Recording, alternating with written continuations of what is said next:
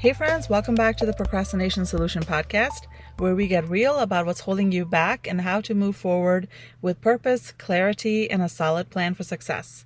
I am your host, Nilo, and I help women just like yourself overcome procrastination for good and achieve your goals. Today, we are closing out September with something powerful, and that is the monthly reset to tie up our loose ends for the month. This episode is all about helping you clear mental clutter, reset your energy, and finish the month strong so you can step into October with focus and with clarity, honestly, right? So if you've ever felt like unfinished tasks, lingering to-dos, or mental clutter hold you back, this episode is for you.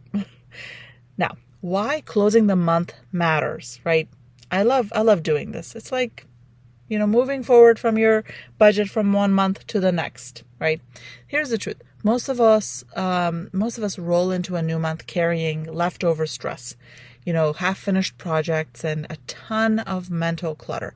That leftover baggage fuels procrastination, it fuels decision fatigue, and so much overwhelm.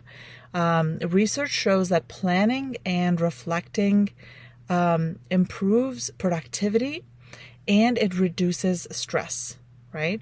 So the author of The Happy Advantage, Shawn Achor, he explains that small wins and reflection cycles train your brain to notice progress and boost motivation.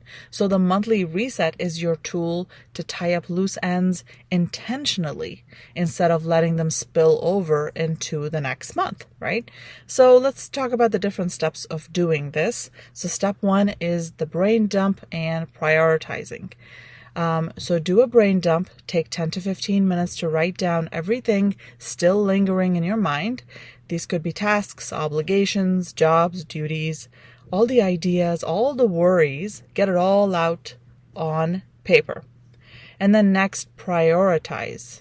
Identify the 3 to 5 things that must carry forward into October, and everything else, either schedule it later or let it go or delegate it to somebody else. This simple clarity shift will reduce so much overwhelm for you immediately. It's like starting fresh, brand new, for the brand new month.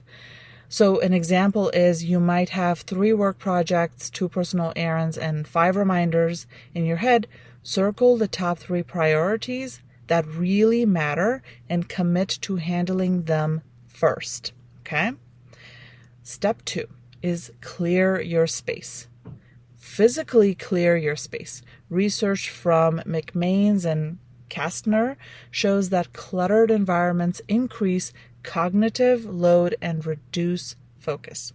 So take 10 minutes to tidy up your desk, organize your digital files, or put away items that aren't serving you.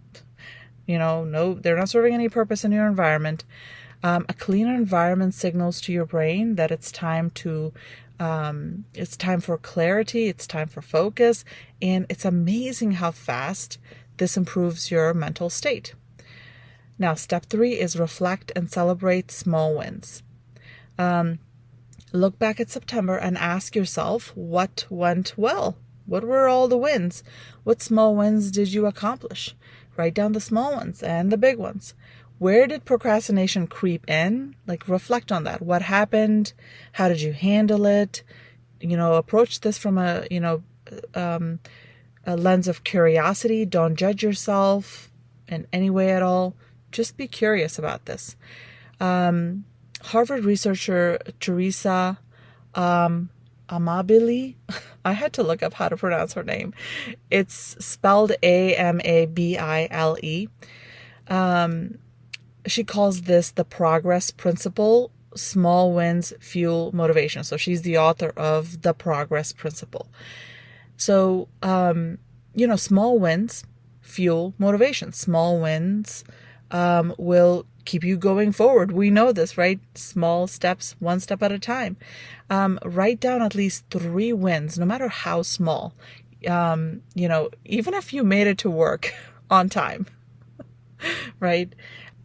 I used to think I would never get to work on time, but I'm so glad I changed my habits because it takes intentionality. It takes, scheduling the night before, the day before for you to actually, get enough rest and, give yourself enough time in the morning to be ready and go. That might seem like a small win, but at first when you're working on this, it's a huge deal. So give yourself a pat on the back. That definitely counts as a win, right? So write down your wins. It's a powerful way to end the month on a super positive note, right? Celebrate yourself. And then step 4 is to tie up loose ends and set your October intentions. So review unfinished tasks, decide which ones to complete, which ones to delegate or to let go. Maybe certain things you're like, you know what, I just don't want to work on this anymore. This is just not priority, right? I'm just going to let this go. And then you can identify 3 non-negotiable priorities for the first week of October. So these might be things that you are carrying over from September. These are things that needed to be done. These are important things. And so they need to get done the first week of October, right? So, identify those, assign realistic actions and time blocks so you can start the month with clarity instead of chaos. October is going to have plenty of its own, shenanigans for you to deal with. If you bring too much in from September, it's going to feel super overwhelming.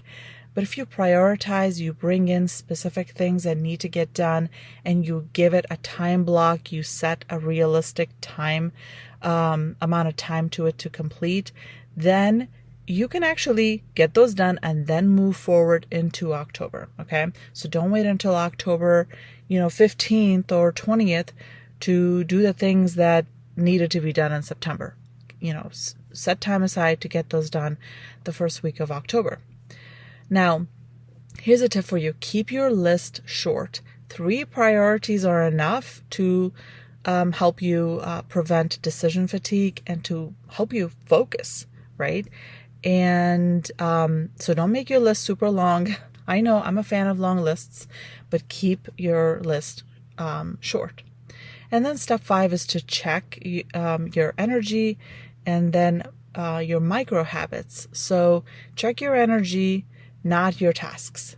And ask yourself, what tasks actually are draining my energy? What gives me energy? Add 1 micro habit this week, if you can, to boost focus, to replenish your energy. Maybe a 5-minute stretch, maybe a walk, maybe journaling, maybe a bath, maybe drinking more water, maybe, eating something that is going to fuel your body as opposed to shut it down. I've talked about this before. If I eat carbs, especially processed carbs, fried fatty foods for lunch, I am done. Like, I'm done for the rest of the day. It makes me crash faster than Red Bull used to in college.